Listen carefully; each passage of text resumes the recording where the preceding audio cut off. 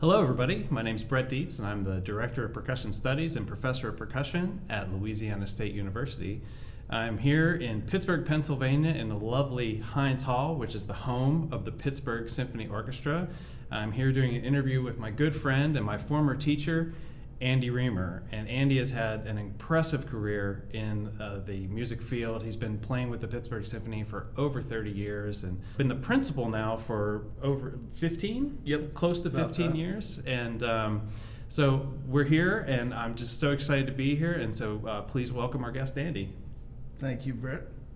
Appreciate that. I'm honored that I'm in your interview list, and we're in a part of Heinz Hall. As you know, we've been moving equipment and setting up, but our season hasn't opened yet. Mm-hmm. We actually open officially next week.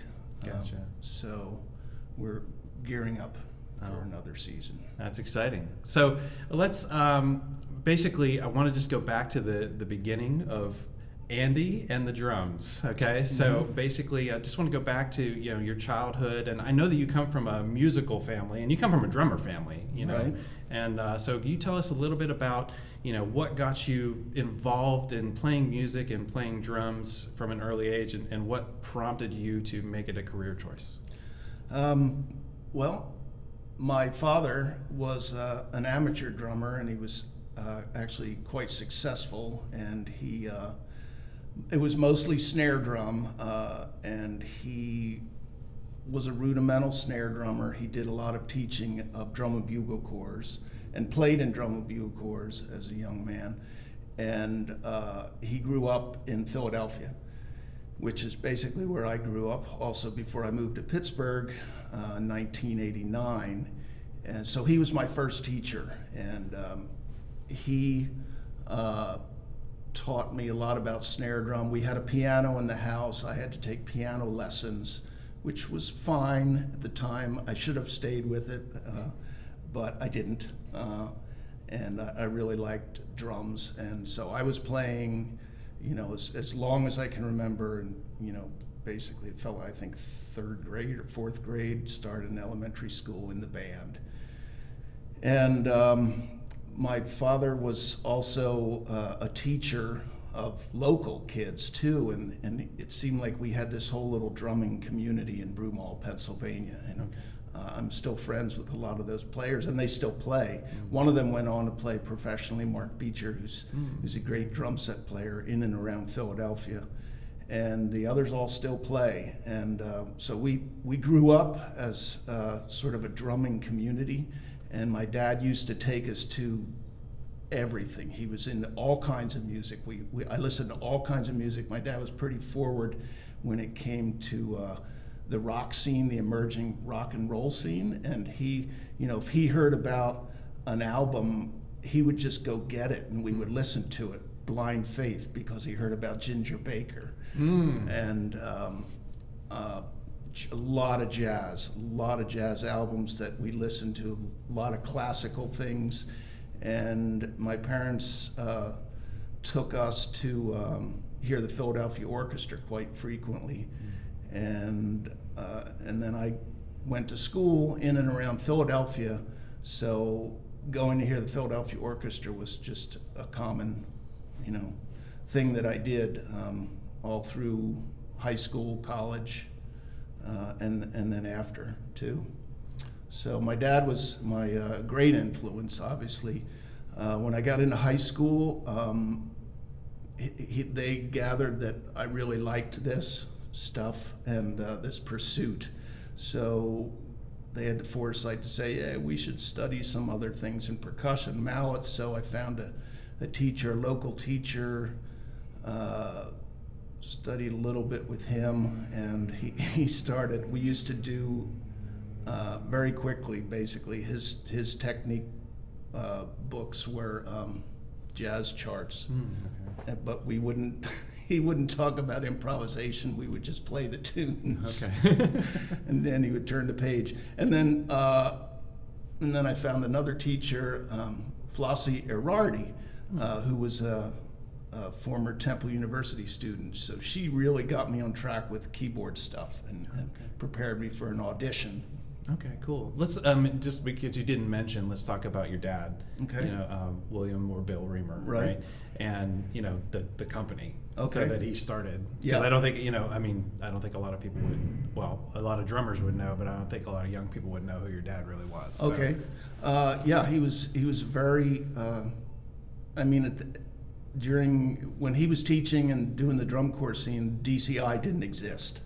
But I forget what the umbrella organization was, but he was known as one of the great drum teachers there. He taught some corps that won the national championship, the Audubon Bonbons, and he used to play in Archer Epler Musketeers, going way back. And so he had a lot of students from those times too. He also befriended a guy named Charles Soisman, Buck Soisman, who was outside of Baltimore at the time, and Buck Soisman was a custom drum and drumstick maker, all rudimental rope drums, reproduction rope drums, and custom drumsticks at the time. And we used to go, my dad would take all his drum kids and some friends, we'd load up the Volkswagen bus and drive down to visit Buck Soisman for a whole day. It was a whole day trip for us. And his shop was kind of behind his house and sort of in this wooded area. I'm not even sure where it was now. I'd have to look that up. But it was in a semi-rural section.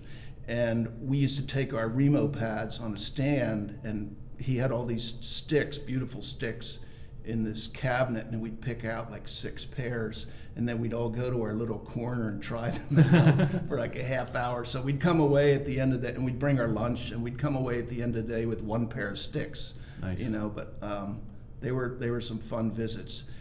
When Buck Soisman passed away in 1975, his shop was called the Rolling Drum Shop, and when he passed away in 1975, Marie, his widow, asked my father if he would be interested in the shop, but she said Buck wanted the business to go to Bill Reamer, and my dad said yes. He took an early retirement from his job at the time so he could devote his time just to the drum shop, and that was in our backyard. And then later they moved to Lancaster County, Pennsylvania. He moved it there.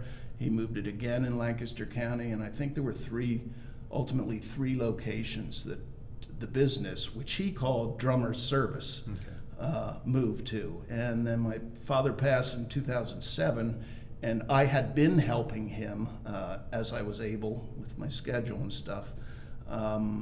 So I wanted to continue the business, so I completely took it over in 2007, and I moved it out to Pittsburgh, found a good location in 2009, and I continue that business. It's still called Drummer Service, and I make drumsticks, still the reproduction rope drums, and my dad had actually started to expand into concert bass drums. So one of the things I remember you telling me when I studied with you at Duquesne, your dad would take you to musters. Yeah. Can you talk about that a little bit? Yeah, he would take us to musters, which is a gathering of fife and drum corps, most of them in the New England area, and we had this group of drummers when we first started. We're teenagers. We'd go up with just drums. We didn't have any fifes. Then we developed and got some fifes, and we actually had a fife and drum corps, the Independence Fife and Drum Corps. Oh, cool. We played at my senior recital even as an encore. Way back, and so the musters they still go on almost every weekend around Connecticut River Valley, and they're fantastic. If you've never been, you should go experience one. Deep River's been going on for over 100 years. That's the third weekend in July, Deep River, Connecticut. There's some other great musters, but they're all basically amateurs, people who love the history and to love to play. And because there's this a genre of songs, fife songs and drum parts, everybody knows them. and they've pretty much been taught the same way. So after the muster, the parade, usually in the morning, then people come on and play a stand piece after the parade is over, and then they march off while another corps is marching on, and then in the evening there's a jam session. And you gather around the field and people would call out a song, Right. you know, Grandfather's Clock, Downfall of Paris, Connecticut Halftime, Devil's Dream, all these songs, and people would just be playing together. So there could be, you know, a couple hundred fifers, a couple hundred drummers, right, and you know, many bass. It was snare drums, bass drums, and fifes. Okay. And it's really an incredible sound, you know, the jam session, but also just the sound of fifes and drums. I've always enjoyed it. It's very stirring and it's very unique. And the timbres, you know, fife way up here and the drums and then the bass drums, they don't get in each other's way, Right. you know. Right. So, yeah, the drummers, they, you know, some of them really lay into things. But it's a great experience, part of American history that's still going on, and it's it's a beautiful thing to behold, you know, and be part of. You know, if you know some of those songs, there might be, you know, 14 or 20 snare drummers in a line, Right. and everybody's basically learned the same things: upstrokes, downstrokes, taps, Right. and they know these songs the same sticking, and you might not know anybody in the line, but you're all playing together. It's pretty thrilling. Right. So yeah, he used to take us there, and he also used to take us to a lot of jazz concerts. If he saw, you know, Chico Hamilton, Buddy Rich saw many times, Louis Bellson, many drummers. Big bands would come in. He'd take us to jazz concerts. It was a lot of fun. So when did you decide to take up music as a career path? Probably sometime in high school, and then your decision to go to Temple. So could you talk a little bit about that and your time there? Yeah, I was enjoying it and loving it like I can remember back in junior high school, playing music with friends and in the band. We had a great music program at Marple Newtown Senior High School. Our band director was Larry McGriff, and we also had an orchestra. He was very supportive, great musician. Right. And I just never really thought about anything else except architecture. I've always loved architecture. Well, it seems that there's a lot of crossover between architecture and music for some reason. There seems to be a lot of. I think of Xenakis, you know, who was the architect. Yeah, you know? So. And something about that with the design and the aesthetic and interesting. Yeah, it's true.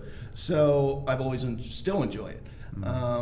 So I never really thought about anything else. I just thought, I'm going to go into music, and completely naive about what it takes and how you have to persevere and all that stuff. Right. Completely, which was probably fine. Right. Because it was definitely, in my heart to do, and I'm a firm believer, like if something is, deeply in your heart, you got to pursue it. Right. See what happens, and and get hear from people who know the journey that you want to embark on, like how serious it is and the pitfalls and all that stuff. Right. So I never really thought about anything else, and I really wanted to study.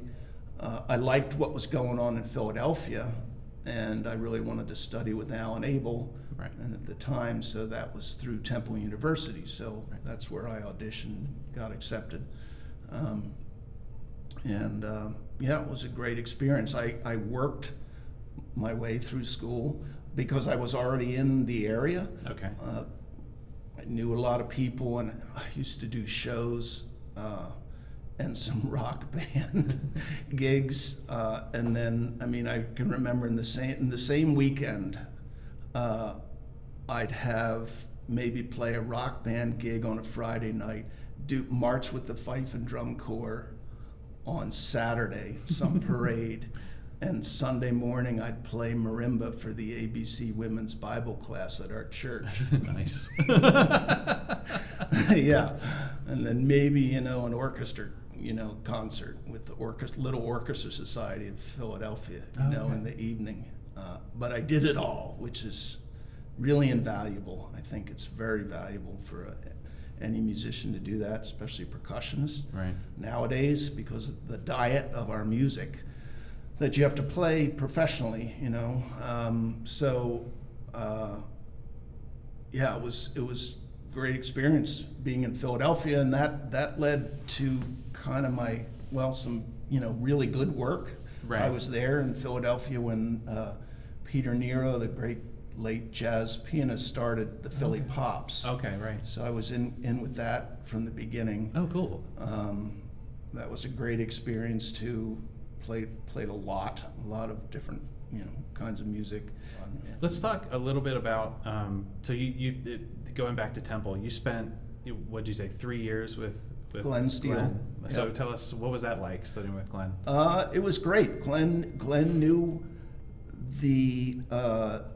we basically did not do much rep at all. Okay. Right. Yeah, it was reading and some books that were, I guess, in vogue at the time, and solos, literature to prepare for a sophomore, a junior recital. That's what I remember. Glenn had a very solid, balanced background in everything. Okay. And always he conducted actually Alan, they had two percussion ensembles at the time. Okay. Glenn conducted one and Alan conducted one. I kind of went back and forth with both of them. Okay. But they both always had a stress on sound Right. production, good sound, Right. good sound out of all the instruments, and something which I think is important, not having to change the way you play just to play this instrument. Right. I think just being aware of our own physicality stuff. You need to be thinking about how you just play percussion, how you move, how you strike, Right. how you follow through and rebound, and how it's perceived by the audience. It's all important. Right. And you shouldn't have to change the way you play just to go over and play timpani, Right. or just to go play marimba. Right. So then, so you did these 3 years with Glenn, and then you finally got to study with Alan Abel, who is, if you don't know Alan, well, we talked about him earlier, but he's really taught a lot of people that have won a lot of great jobs. Yeah. So what was that like, studying with Alan? Yeah. For those, so was it 3 years with Alan? Yeah, it was Okay. 3 years with Alan. Well, it was fantastic. His attention to detail was just amazing. Right. Of course, I learned a lot, and it was mostly repertoire, although I was still preparing for a senior recital and then a master's recital. I put those programs in the pictures Right. that Right. I sent you. Yeah. If you were his student, he was totally committed Okay. to just the extra mile all the time. And you'd get to go to his house, and if Jan, his wife, was there, she would make you tea before you go down to the basement. And I had special lesson shoes because he had a low ceiling Okay. in his base, a small basement. Right. And I had they were moccasins with an 1/8-inch sole, and those I had to wear them when I went to So you didn't Alan's hit your house for head. lessons. Well, I still had to duck. I knew where I had to duck. Right. If you crossed over from the marimba to the timpani, I knew how I had to duck. Right. And and then the lessons would just start, and then whenever you covered everything, you were finished. So Right. it was not an hour lesson. Right. It's whatever was on the agenda. And often he would play along on a pad if it were drumming sort of thing. He had a marimba down there. I think he had a xylophone too. I can't remember. I actually put some of those pictures of his basement in your collection there. Cool. So it was great. And I also took, at the same time, I took lessons from Mickey Bookspan for a year. Okay, right. Used to go to his house. And different kind of player, also very cognizant of going for a beautiful sound and everything, and also an elegant player, always. And then also took a summer with Jerry Carlos. Okay. On timpani. Yeah. Okay. So, by the end of my master's, I was tired of school. You also won a concerto competition and got to play with the Philly Orchestra then too, I right? did. So you got to play the Creston. I right? did. Yeah, the senior student audition competition, which I think that is still going on. They had a junior student competition and a senior student. You had to be like under 21 or 21 was the cutoff or whatever. And you had to know 2 concertos from memory. Oh, okay. And so at the time, like the Creston, Right. that was out. Drummers knew that. Right. And the other one was Robert Kirka. Yep. Yeah. Parker. Have you played that? No. Yeah. No. And I think the Creston was probably better musically Right. piece. Not so much marimbistic, but Yeah, but the orchestra parts are really hard. really hard. Okay, and I'll tell you a story as long as it doesn't go anywhere.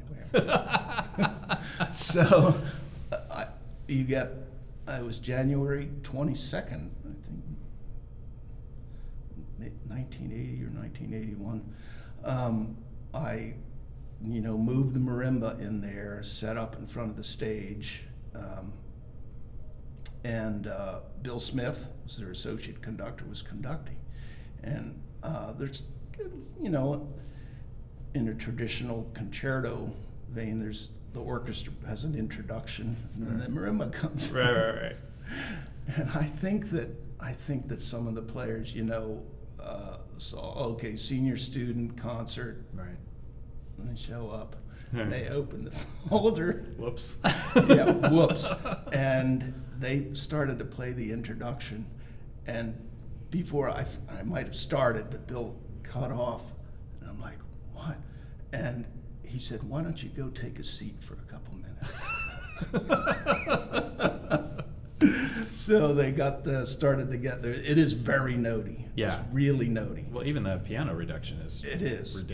Yeah, it is ridiculous. Well, kind of the marimba, some of it's not ridiculous nowadays, Right. but it's Right. very notey. Right. And yeah. So let's get this orchestra straightened out, and we'll bring you back on exactly. stage. Yeah. So I think that kind of took some of them by surprise, but of course they're unbelievable, so it didn't take long. But that was fabulous. I had a great time. Yeah, great. So you get through all this, the stuff you've done in college at Temple. You did your master's and 2 years with Alan, but also did your senior year with Alan.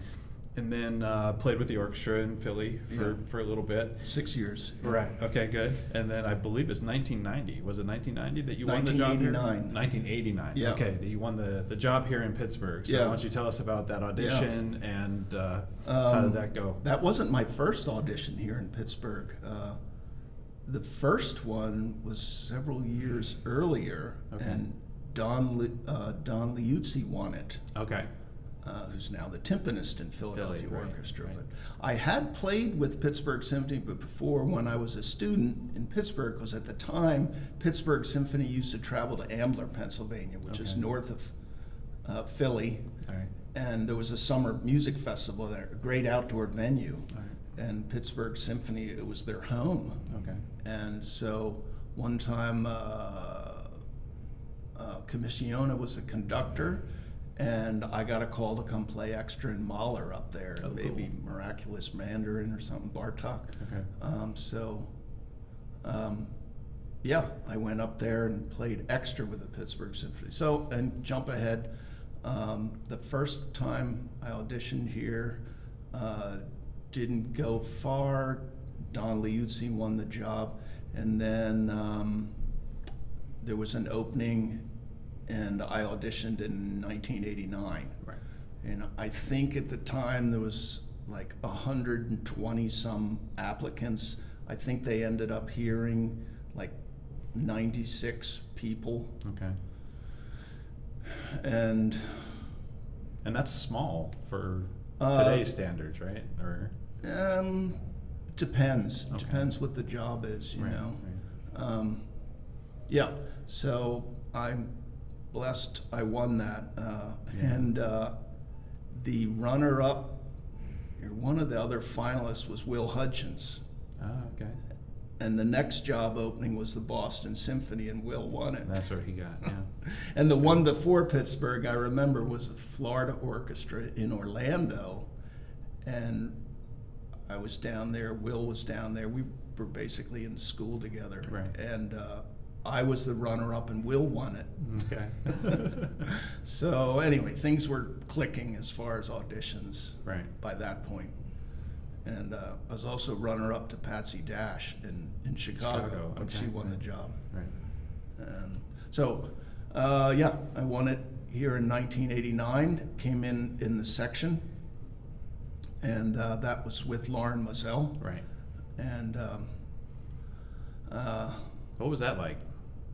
wow.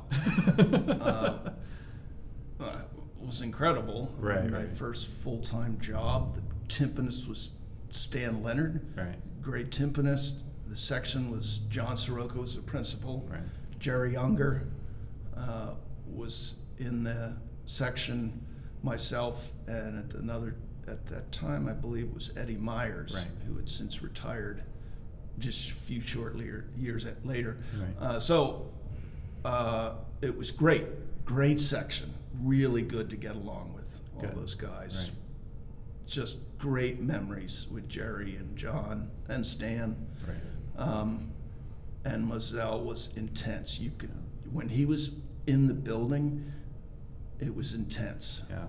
That's what Stan said. It was, you could, cut it.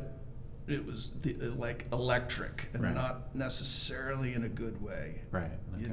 And I've always felt fortunate that basically he hired me. Right. So I wasn't suspect. Right. Right. But it was very much kind of an old school music director Right. persona. Incredible mind for Yeah, yeah. music, unbelievable. Doing all these scores from memory with the rehearsal numbers. Right. So we'd often do these run-throughs, play-through, nonstop at the first rehearsal. Right. Then he would just talk for 10 minutes. At number 50, sometimes closing his eyes, number 52, I need the second trumpet. Da, da, da. Right. Number 37 seconds, please all, Yeah. So, that was Lauren Moselle. Right. And a lot of interesting tours with him, good trips, great experience. Yeah. And then he left, and Maris Janssen Right. came in after he came here, which was a different way of making music. Right. Really, really passionate, very much from the heart and all. And that sometime Jerry Unger retired. Mm-hmm. And you'll have to ask him when he did that. Anyway, and I expressed interest in becoming associate principal, so I became associate principal when Okay. he retired. And then Janssen's left and Honeck was hired. Right. And at that time, John Sirocco retired, and I expressed interest in being principal. So they formed a committee like a tenure kind of committee. Right. And I became principal. So that's been awesome, going from section to associate to principal. Right. Different duties, Right. at each place. But yeah, that's been a real blessing too. Yeah. So let's talk about like some different composers that you worked with.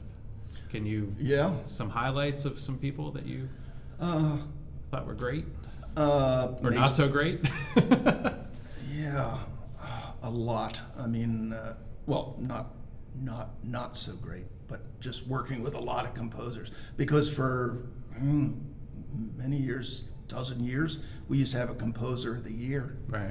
And the person would write at least one, if not a couple pieces Right. for us, new. Right. And then we would play some of their other stuff throughout the year, so Right. that was neat.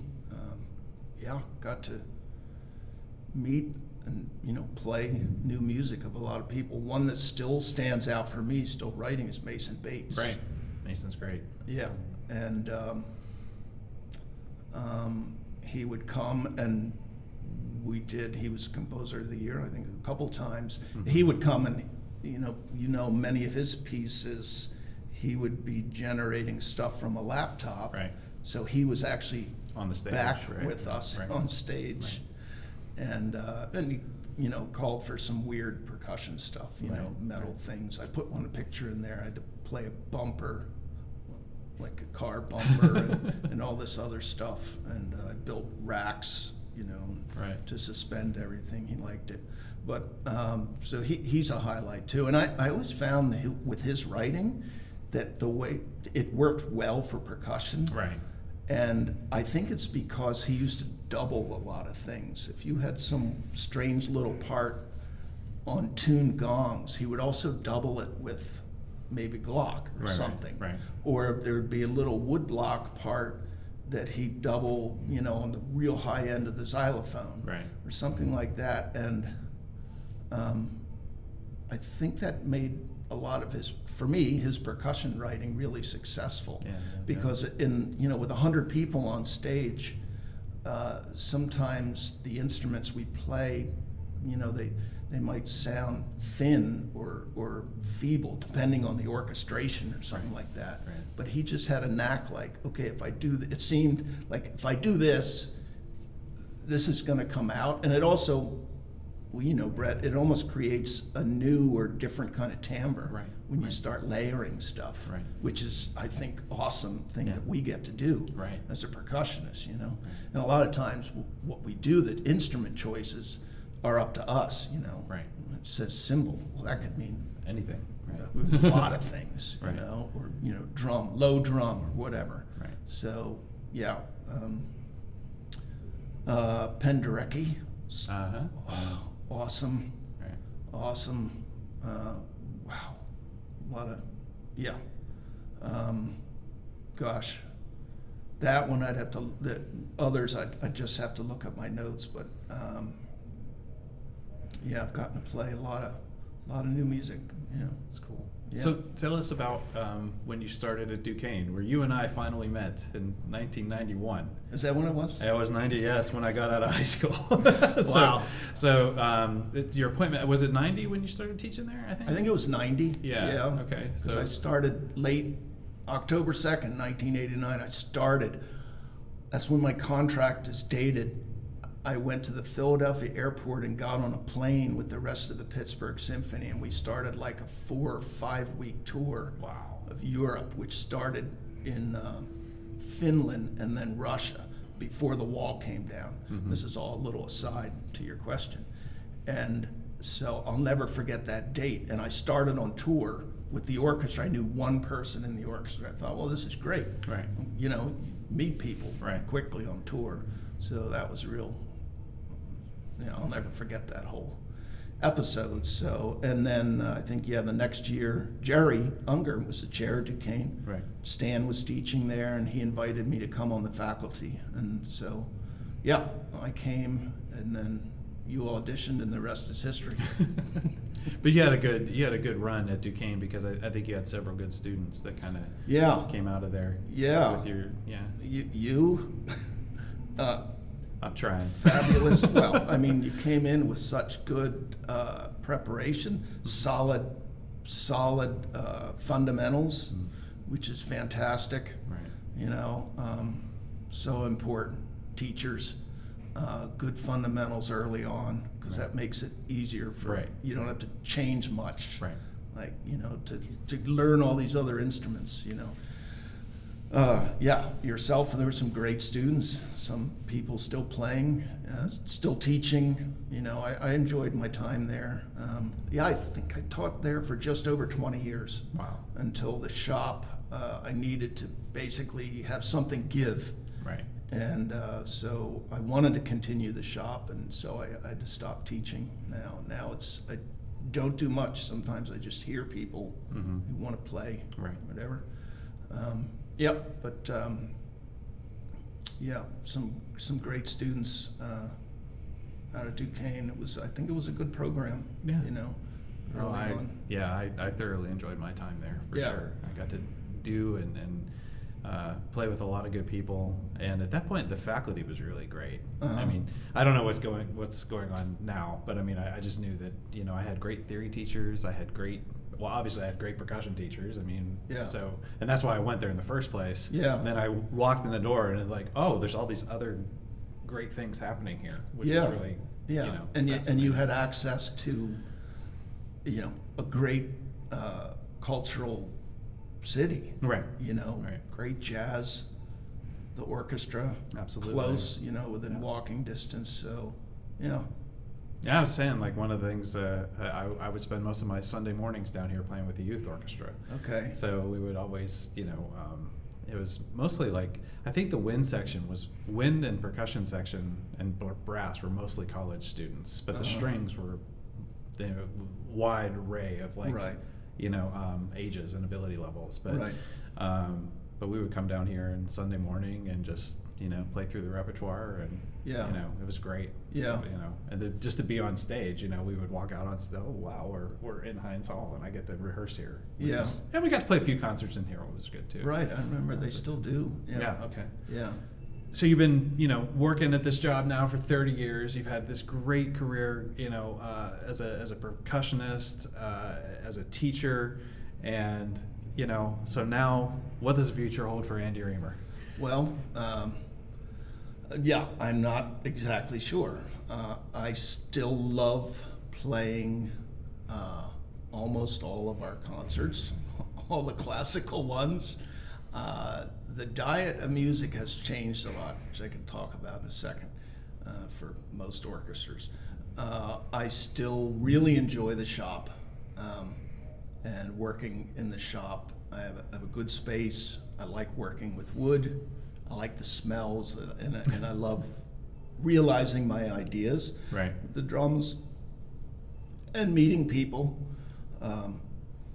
and you know, customers, and trying to give them something that, you know, they will enjoy playing. Right. And will sound great. So I'll continue doing that, and I have my lovely wife Ruth Ann. I'm looking forward to more years with her, and enjoying my 5 grandchildren. So that's awesome. Yeah. Part of life, another blessing. Yeah, the diet of music. I guess I'm here 35 years now in the orchestra. Yeah, at some point I'll retire. Not exactly sure when. But the diet of music has changed now. We play these movie scores Right. while they show the movie live. I think people like that, but Right. man, those are tough. Yeah, They're they're hard. tough. They are not made to be played live. In the words of John Williams when he was here conducting us, oh, these scores weren't made to be played live. Right. You know, they would take a week to do a couple scenes. Right. Record, Right. you know, and we're doing the whole movie in one night. So people like it, but they're tough, Yeah. tough nights. Right. Yeah, there's a lot more of one-off concerts. We play one-off concerts, specials, and Right. stuff. Some of them don't float my boat. Although the greatest one to me, we've done 2 nights with Sting. Oh, that would be earlier cool. this year. Yeah, It yeah, was yeah. awesome. Yeah, he's a best pops type concert. If you just call the genre a pops type concert, it could be a lot of different things. What a great musician. He's a great musician. Nice person, fantastic band. Right. Yeah. What was the rest of your question? What's the future? Yep. You know what's in the future? What is? What I've been doing more of for the past 5 years now is playing jazz vibes. Okay, right. And I've always been into it. Right. And I've never worked hard on the language, as Roger Humphreys, the great godfather of jazz here in Pittsburgh, says it's a language. Right. And I used to play in Philly with Chip Ross, who's Okay. a great jazz vibe player. He plays timpani in Rochester. Okay. And we used to play duets. I also played with Doug Walter. We used to do some stuff together. Two keyboard instruments, Right. vibes and marimba. That was real in vogue back then. And He's actually, in Colorado now, yeah, I think, still. yeah, right? did some gigs with Chip, marimba and vibes, had bass and drums back in Philly. Anyway, with the encouragement of some local jazzers, Tom Went, Eric Susoff, the late John D'Amico, the pianist. This is so fun. I know all these names. Yeah, That's great. I mean, great jazz. yeah. He passed jazz piano here in Pittsburgh. Right. Used to play with him. He'd come to my house and we'd play stuff together. Do the same thing with Eric Susoff, the great guitarist. Right. Teaches at Duquesne University. Anyway, we were a quartet. Jeff Grubbs on bass, Eric on guitar, Tom plays drums. I play vibes. Okay. Love it. It's just so much fun. I feel like the songs. It almost feels like the songs are my friends. Yeah, And you cool. learn the songs and you get into them. Right. And, I'm always working on the language of jazz and improvising. It's so much fun. It's so much fun to go into a gig and on one hand I say, I don't know what I'm going to play. Right. On the other hand, well, there's parameters, Right, yeah. and a set list. Right. We'll start with this set list, always changes, but we play right across the street, Con Alma, some other places on the north side, up on Mount Washington. So that's really rewarding, and it's almost like another challenge mentally and musically. Right. Sure. That I just look forward to it That's good. every time so much. So I'm definitely going to keep be doing more of that. What about riding motorcycles? That's awesome. I rode to this interview. Nice. I like to take long trips. Thank my wife, Ruth Ann, for encouraging me to, when I was in my 50s, early 50s, said, I've always wanted to do it. I ride a bicycle all the time, Right. All these years, thousands of miles. And when I was like in my 50s or early 50s, she said, why don't you just do it? Well, you can take a safety riding course for Right. free in the state of Pennsylvania, which is awesome. Right. Everybody should take that class if you're thinking about riding a motorcycle. And you come out with your license. So I did that, and I got a used bike, and I rode a lot. And I knew I'd be hooked already, Right, because I had friends who rode here in the States, and also on all the tours in Europe. It's like everybody rides bicycles, motorcycles, everybody, Right. all ages, Right. And I just thought, well, this is so cool. This is a way to live and get around. Yeah. So yeah, I ride a lot and still do. I have 2 motorcycles right now. I've taken some really long trips, 5-6 week trips. Wow. Camping off the bike, so I'm Nice. self-contained, Yeah. and I love it.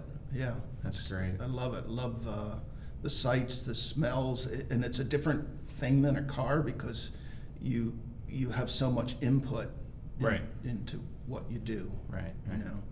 So yep, I still do that. That's cool. So the last question Okay. is, what would you tell a young student that's going off to college right now, that's trying to make a career path in terms of drumming and music? What would your advice to them be? Well, that's a good question, and I think my answer has basically not changed over the course of many years. Study with good people like yourself, and go to a place with a really good established program, and not only with a good percussion teacher, but also, like you said, when you were at Duquesne, with other teachers who theory, music history, all that stuff. Conductors, really important. make music with other people. It's very valuable. You learn, and that's really, music is a language, and it's a language that communicates. You know, it's I think it's priceless. You know, and it can change lives. You know, and it's a worthy endeavor. And don't be so blind that you think it's all going to be easy and smooth and you know, just a street of gold. It's not. It won't be. It can never be. Like life.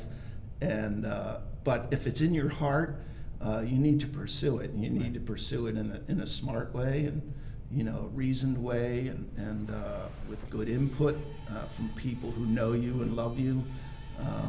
But you know, don't squelch it. You know, if it's something you feel like you think you have to do, you got to give it a try. That doesn't mean it's going to work. But yeah, stay engaged. For percussionists especially, be open to all kinds of music and try playing all kinds of music. When I was back in Philly, I took lessons from a percussionist in Silly Wizard, you know, the Scottish band. Okay. They were huge at the time. Okay. On Bowron. Oh, okay. I took lessons from a guy on a hammered dulcimer. Oh, cool. I took conga lessons from a Latin player, and Shekere lessons. Actually, at that time it was Chris Lamb who had studied a lot, and we used to get together, and he used to show me stuff about Shekere. Oh, cool. And he's a fantastic Shekere player, Pandero also. Right. So anyway, the point is, it's a fantastic world in percussion, and with the diet of music, even the Pittsburgh Symphony now, I found myself having to tap like everything that I ever, you know, messed with. Right. It's like, yeah, and you know, you might have to be a virtuoso on it, but you got to be able to play in a groove, you know, and make it sound believable. Right. You know, so that's really important. Be diverse. Don't limit yourself just with, I want to do this, you know, one kind of music.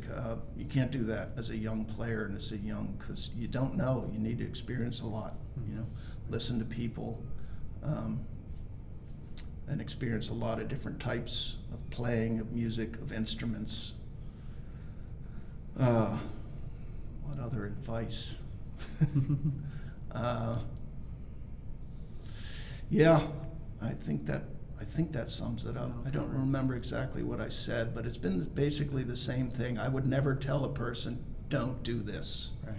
You know, when I've had to give, let's say, a student maybe more negative feedback about their progress, I would try to say, here's what I hear, here's where you probably should be at this point, you know, and here are your choices, Right. you know, and here's what it might take to get Right. to this place. So it's your decision. Right. So, Well, I would really like to thank you for being here, for sitting down with us and kind of going through your lifetime of music. And I would like to thank you personally for everything you did for me as a kid. I mean, coming to Duquesne and getting in a room with you for an hour a week, it changed my life, man. It really did. Whoa. And the things that, you know, and even if you couldn't answer my question, you would just say, I don't know, and you would play it for me, and I would like, oh, okay, so I'll just do that. That's fine. That's not a problem. You know what I mean? Okay. But I'd like to thank you for that time that you gave me, and for everything that your guidance has gone through me and in life, and goes through all my students, your grad students, and all those things. So I'd really like to thank you for everything you did for me. So. Wow, Brett, I'm honored, and yeah, thank you. It's mutual. Yeah, it's something I believe we're blessed to be able to experience and make a living at, and we need to pass it on. So I hope this gives somebody a few minutes of enjoyment and maybe some help or something like that. I think it's a great thing you're doing with these interviews, and it's a great idea, especially with the way it can present it now with the technology.